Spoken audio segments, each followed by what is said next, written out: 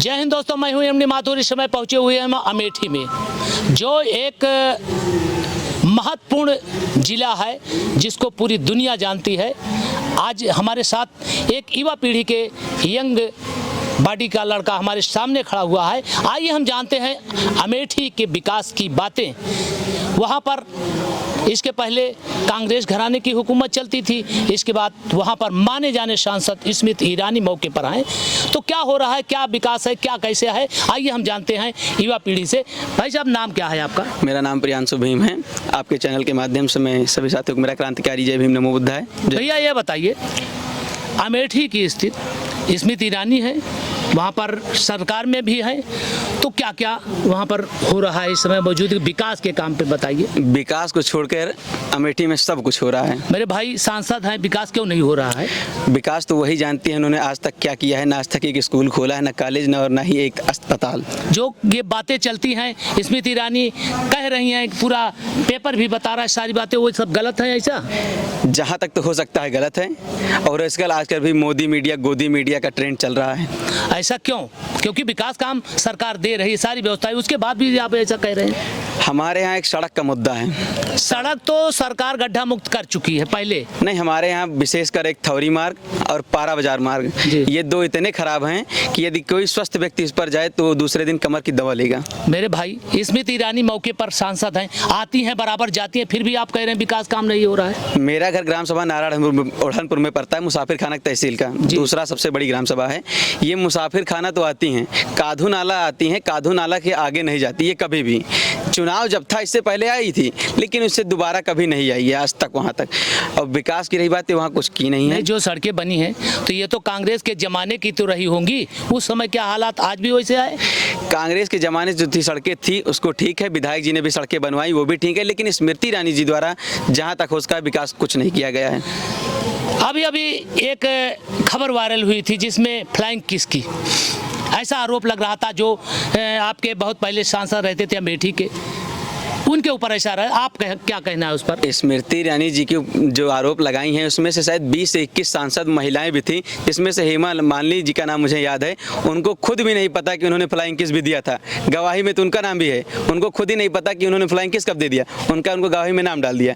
और उतनी भी खूबसूरत नहीं है वो कि राहुल गांधी जी उनको फ्लाइंग किस दी। फिलहाल सांसद हैं, जो विकास काम है कर रही हैं, लेकिन आप जो आरोप लगा रहे हैं और क्या क्या विकास कर रहे हैं? भाजपा की बात बताइए। भाजपा सबका साथ सबका विकास चाहती है, उसका आपको क्या उस पर कहना? सांसद जी बढ़िया आदमी हैं जी, बहुत बढ़िया आदमी हैं, लेकिन विकास के मुद्दे पर कुछ नहीं करती। आपसे कुछ दिन पहले की बात है, कुछ वर्षों की महंगाई, जब सिलेंडर 400 रुपए में था तो छाती पीट कर वो सड़क पर बैठी थी। चीनी उन्होंने कहा था आइए कमल का बटन दबाइए और 13 रुपए किलो चीनी ले जाइए। अब चीनी 44 रुपए किलो है। चीनी सभी नहीं ले पाते। अब सिलेंडर तो मैं खुद की बात बता रहा हूँ, कम से कम 1 साल हो गया मैंने सिलेंडर खुद नहीं भराया। तो सरकार तो सिलेंडर फिर फ्री कर दिया है। जिसको फ्री किया होगा वही बता रहा है फ्री किया, मैं तो नहीं पाया हूँ आज तक सिलेंडर फ्री। आज तक सिलेंडर में फ्री नहीं पाया हूँ। बहुत पहले लिस्ट जारी हुआ था कि सब गैसें फ्री हो रही है, कनेक्शन फ्री, बिजली का कनेक्शन फ्री हो रहा है, गड्ढा मुक्त सड़कें भी बन चुकी हैं, फिर भी आप आरोप सरकार पर लगा रहे हैं। उज्ज्वला के अंतर्गत जो सिलेंडर जिन्होंने पाया है, जो माताएं बहनें सिलेंडर पाई हैं, वो केवल सिलेंडर पाई हैं। ऐसे भी कुछ घर ऐसे हैं जो आज तक सिलेंडर भरा ही नहीं पाए हैं, उन्हीं में से मैं भी एक हूँ।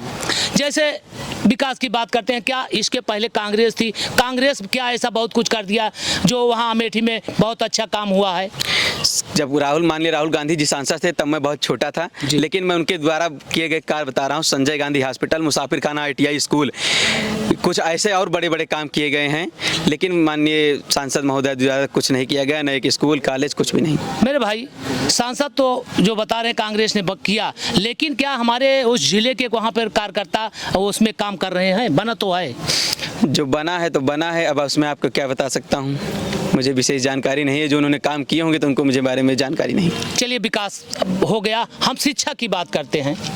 शिक्षा इस समय ऐसा बनाया गया कि प्राइमरी में अच्छी व्यवस्थाएं की गई है कि जो गरीब तबके के लोग हैं उनकी पढ़ाई की जाए, उस पर आप क्या कह रहे हैं? जब शिक्षा इतनी अच्छी हो रही है सरकारी स्कूलों में, तो वहाँ के टीचर जो है अपने बच्चों को वहाँ क्यों नहीं पढ़ाते? एक सरकारी IAS का लड़का वहाँ क्यों नहीं पढ़ता? IAS अधिकारी, PCS अधिकारी, डॉक्टर का लड़का एक प्राइमरी स्कूल में क्यों नहीं पढ़ता? बहुत सही बात। आप अगर इसी तरह से जो कर्मचारी हैं ISP से उनके बच्चे अगर प्राइमरी में पढ़ते तो शायद आज नौबत ये नहीं आती। लेकिन अब बात करेंगे हम जो मेन मुद्दा है, रोटी कपड़ा मकान शिक्षा सुरक्षा सम्मान, उस पर आप क्या कहेंगे?